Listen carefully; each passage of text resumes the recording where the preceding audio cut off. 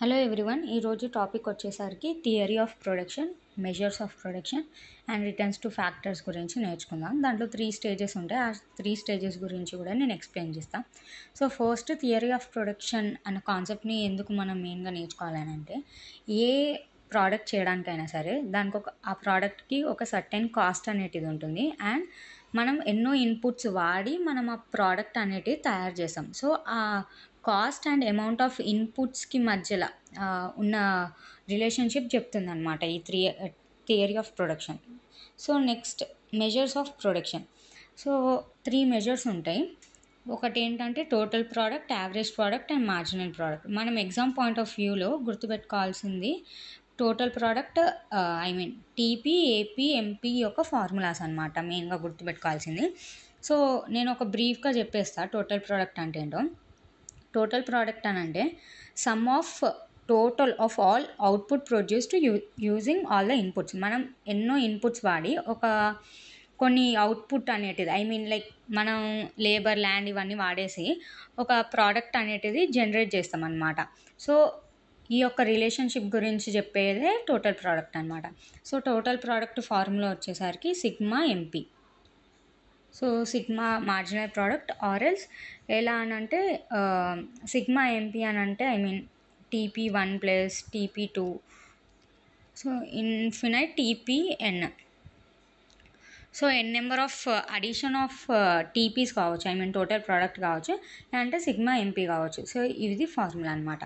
Next average product ఏంటంటే, average product formula వచ్చేసరికి TP by Q, అంటే quantity of labour or the quantity of input that we have used.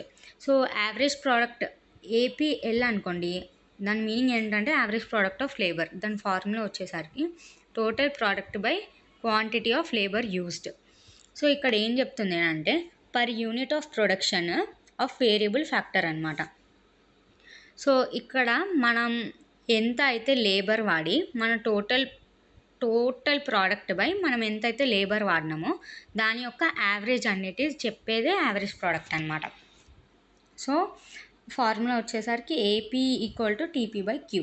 So ఇక్కడ next marginal product formula వచ్చేసరికి marginal product equal to TPN minus TPN minus 1. That means total product n minus TPN minus 1. అదే ఒకవేళ లేబర్ది అని అనుకోండి, TPL MPL equal to ఈ ఎన్ ప్లేస్లో మనం labour ఎంతైతే లేబర్ వాడినామో అది తీసుకుంటాం అనమాట. ఈ ఎన్ ప్లేస్లో ఒకవేళ 2 లేబర్స్ వాడామనుకో అప్పుడు TP2 వస్తుంది, అలా అనమాట. So these are the formulas. మీరు ఫార్ములాస్ మెయిన్గా గుర్తుపెట్టుకోవాలి. అండ్ నెక్స్ట్ వచ్చేసరికి relation between average product and marginal product. So ఇది గ్రాఫ్ రూపకంగా ఉంటుంది. So the thing is that ఇక్కడ నేను డ్రా చేస్తున్న గ్రాఫ్ని స్క్రీన్ మీద. సో ఇక్కడ మనకి 3 స్టేజెస్ ఉంటాయి అన్నమాట. నేను 3 స్టేజెస్లో average product and marginal product యొక్క రిలేషన్షిప్ చెప్తాను. సో ఇది TP and next one this is AP and this one is MP. MP నెగిటివ్కి వచ్చేసాను అనమాట. So this is the first stage, this is the this is the second stage.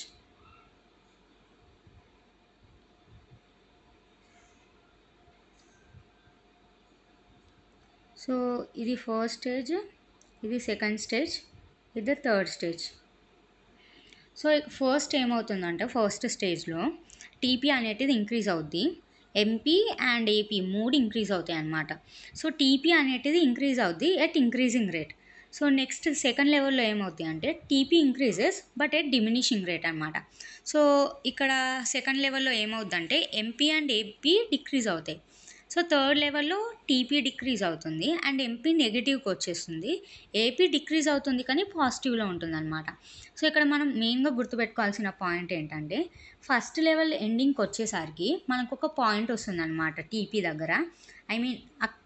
ఆ ఏరియాలో ఏమవుద్దంటే TP first first stage end అయ్యేసరికి MP and AP intersect అవుతాయి అన్నమాట. I mean ఈ పాయింట్ దగ్గర స్క్రీన్ మీద చూపెట్టే పాయింట్ దగ్గర marginal product and average product రెండు ఇంటర్సెక్ట్ అవుతున్నాయి. అండ్ ఈ టీపీది ఏదైతే పాయింట్ ఉందో దాన్ని మనం పాయింట్ ఆఫ్ ఇన్ఫ్లెక్షన్ అని అంటాం. సో ఇది మీరు గుర్తుపెట్టుకోవాలి, పాయింట్ ఆఫ్ ఇన్ఫ్లెక్షన్.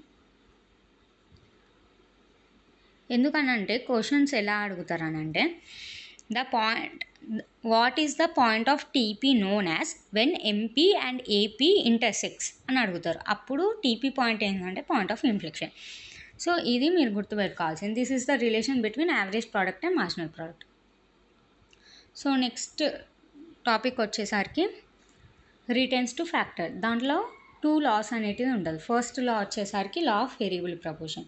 సో ఇది రిటర్న్స్ టు ఫ్యాక్టర్ అని అంటే ఇది షార్ట్ రన్లో వర్క్ చేస్తూ ఉంటుంది అనమాట. So first law of variable proportion assumption చూద్దాం. సో ఫస్ట్ అజంప్షన్ వచ్చేసరికి technique of production does not change. So ఏదైతే టెక్నిక్ వాడతారో ఐ మీన్ ఆ ప్రొడక్షన్ ప్రాసెస్కి ఆ టెక్నిక్ అనేది కాన్స్టాంట్గా ఉంటుంది. ఐ మీన్ టెక్నాలజీ ఏదైతే టెక్నాలజీ వాడుతున్నారో ఆర్ఎల్స్ ఆ మెషినరీ కానీ ఏదైనా కాన్స్టాంట్గా ఉంటుంది, ఎలాంటి చేంజెస్ ఉండవు. సో సెకండ్ వచ్చేసరికి all units of variable factors are equally efficient. Variable factors ఏంటిది? షార్ట్ రన్లో వేరియబుల్ ఫ్యాక్టర్స్, లాంగ్ రన్లో వేరియబుల్ ఫ్యాక్టర్స్ వేరే వేరే ఉంటాయి అన్నమాట.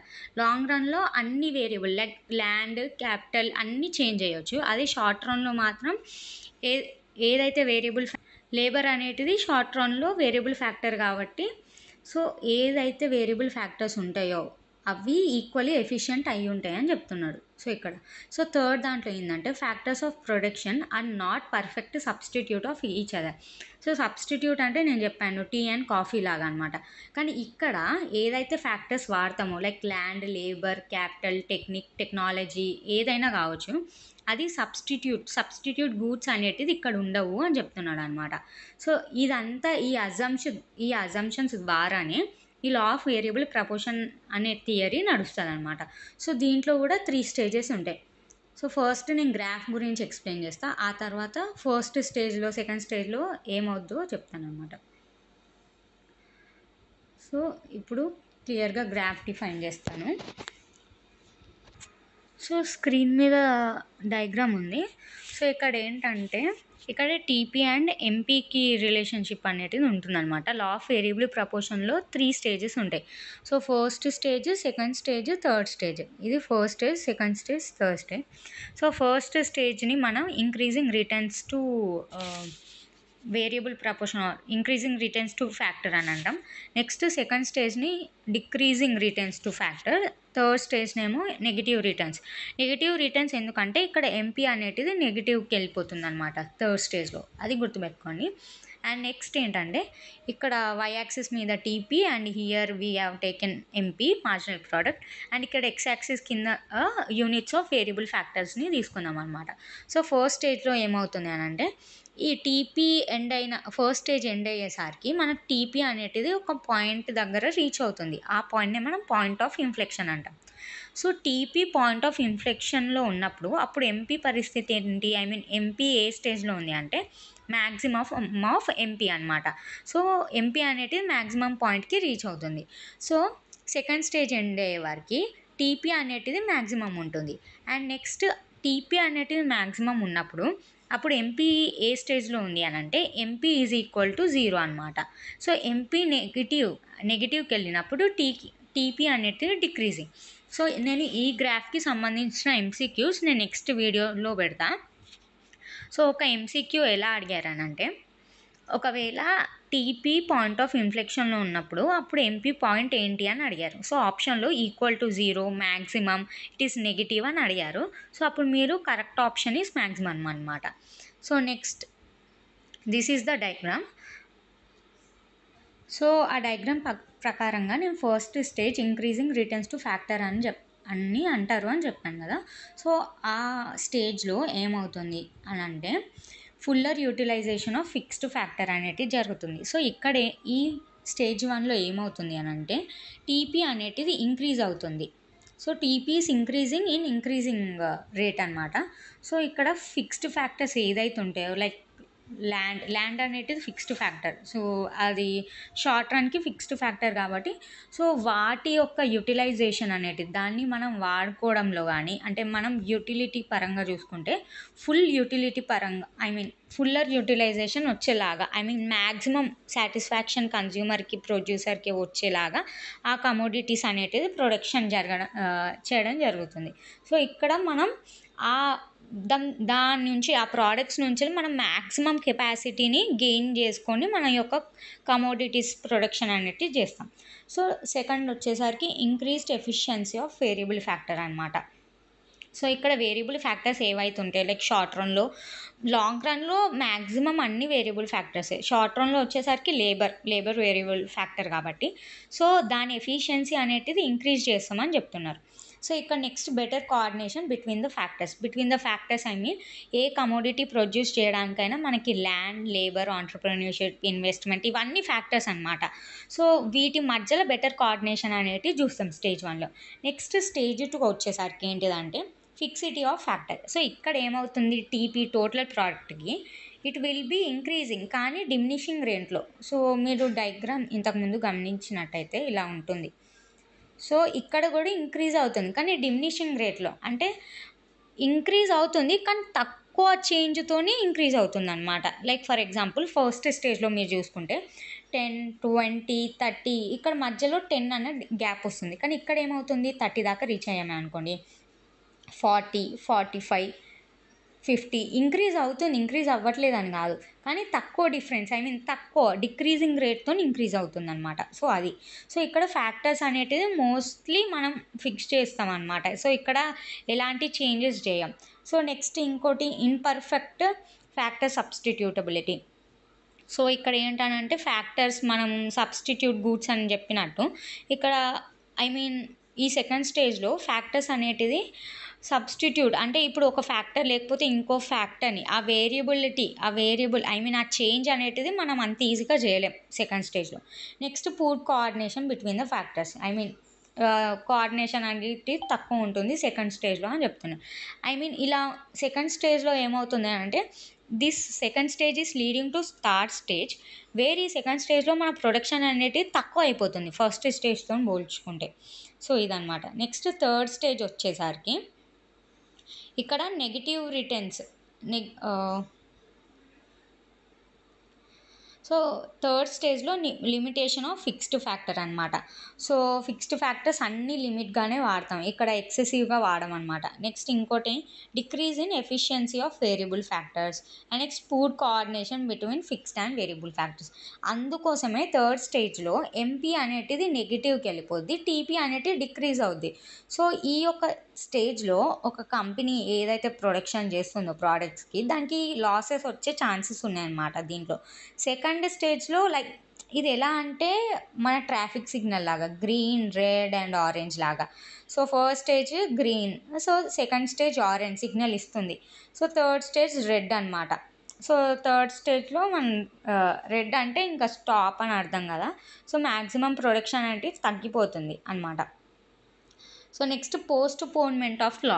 సో ఈ లా ఎప్పుడు ఏ కండిషన్‌లో పోస్ట్‌పోన్ అవుద్ది ఈ సీక్వెన్స్‌గా ఈ 3 స్టేజెస్ జరగవు. సో ఎలాంటి సిచ్యువేషన్ అనంటే, ఒకటి ఇంప్రూవ్‌మెంట్ ఇన్ టెక్నాలజీ వచ్చినప్పుడు, ఇంకోటి పర్ఫెక్ట్ సబ్స్టిట్యూట్ ఆఫ్ గూడ్స్ దొరికినప్పుడు. నేను ఫస్ట్ అజంప్షన్స్‌లో ఏం చెప్పానంటే యూజువల్‌గా సబ్స్టిట్యూట్ గూడ్స్ అనేటిది ఉండదు అని చెప్పాను. కానీ ఒకవేళ సబ్స్టిట్యూట్ గూడ్స్ వచ్చినాయే అనుకోండి, అప్పుడు ఈ ఈ కంటిన్యూటీ ఆఫ్ స్టేజెస్ మనం చూడమన్నమాట. సో న్యూ టెక్నాలజీ వచ్చినప్పుడు కూడా, ఫర్ ఎగ్జాంపుల్ న్యూ టెక్నాలజీ అనే కాదు, ఏదైనా బ్రేక్ డౌన్ వచ్చినప్పుడు లైక్ కోవిడ్-19 బ్రేక్ డౌన్ వచ్చినప్పుడు ఇలా 3 స్టేజెస్ సీక్వెంట్‌గా జరగాలి. డైరెక్ట్ ఫస్ట్ స్టేజ్ నుంచే లాస్ట్ స్టేజ్‌కే వెళ్ళిపోతాం అనమాట. సో కోవిడ్ లాంటి సిచ్యువేషన్ చెప్తున్నాను. అదే యూజువల్‌గా ఇప్పుడు ఏఐ వచ్చిందనుకోండి, అప్పుడు మనం లాస్ట్ స్టేజ్ నుంచే ఫస్ట్ స్టేజ్‌కి రావచ్చు. లేదంటే ఫస్ట్ స్టేజ్‌లోనే నెంబర్ ఆఫ్ డేస్ ఉండొచ్చు. అలా ఏదో ఒకటి జరగవచ్చు అనమాట. సో దిస్ ఈస్ వాట్ ఇది 3 స్టేజెస్. సో 3 స్టేజెస్‌లో ఏమేమి అవుతుంది, మీరు ఇదంతా గుర్తుపెట్టుకోకపోయినా ఏం కాదు, but this is for knowledge and conceptual purpose. Exam point of వ్యూలో మీరు ఆ గ్రాఫ్ మాత్రం పక్కాగా గుర్తుపెట్టుకోవాలి. సో పోస్ట్‌పోన్‌మెంట్ ఆఫ్ లా కూడా చూసుకోండి. So next law of diminishing marginal product అనమాట. సో నేను 2 లాస్ అని చెప్పాను కదా starting of the returns to factor topic start చేసే ముందు 2 లాస్ ఉంటుంది. ఒకటి లా ఆఫ్ వేరియబుల్ ప్రపోర్షన్, ఇంకోటి లా of diminishing marginal product. So ఈ 2 లాస్ షార్ట్ రన్లోనే నడుస్తాయి అన్నమాట. షార్ట్ రన్ అది ఈ గుర్తుపెట్టుకోండి. ఎందుకు అనంటే నెక్స్ట్ ఇంకో లా ఉంటుంది, అది law of returns to scale. ఆ రిటర్న్స్ టు స్కేల్ అనేటిది long run analysis of production, అది లాంగ్ రన్లో యూజ్ అయ్యేది. ఇది మాత్రం రిటర్న్స్ టు ఫ్యాక్టర్ అనేటిది షార్ట్ రన్ అనమాట. సో మీరు ఎలా గుర్తుపెట్టుకోవచ్చు అని అంటే రిటర్న్స్ టు ఫ్యాక్టర్స్ యూజువల్గా మనం చేంజ్ చేస్తూ ఉంటాం అనమాట. సో అలా అది short run. I mean returns to ఫ్యాక్టర్లో లా ఆఫ్ వేరియబుల్ ప్రపోర్షన్ ఉంది. వేరియబుల్ అని అంటే చేంజ్ అవుతూ ఉంటుంది. సో చేంజ్ అనేటిది ఎప్పుడు జరుగుతుంది? షార్ట్ రన్లో జరుగుతుంది. So law of variable proportion and law of diminishing marginal product, these both are for short run. So next I mean ఈ లా ఆఫ్ డిమినిషింగ్ ప్రోడక్ట్లో ఏమవుతుందనంటే యూజువల్గా మార్జినల్ ప్రోడక్ట్ గురించి చెప్పడం అయితే జరుగుతుంది. So maximum of MP and MP equal to 0 అన్న stages అనేటివి ఉంటాయని చెప్తున్నారు ఇక్కడ. So nothing more than this. So please subscribe to my channel. నేను రోజు వీడియోస్ పెడతాను, ఎంసీక్యూస్ కూడా చేద్దాం. సో ప్లీజ్ ఈ వీడియోస్ అన్నీ మీరు చూడండి. And if you are having any doubts comment బాక్స్లో కామెంట్ చేయండి. Thank you.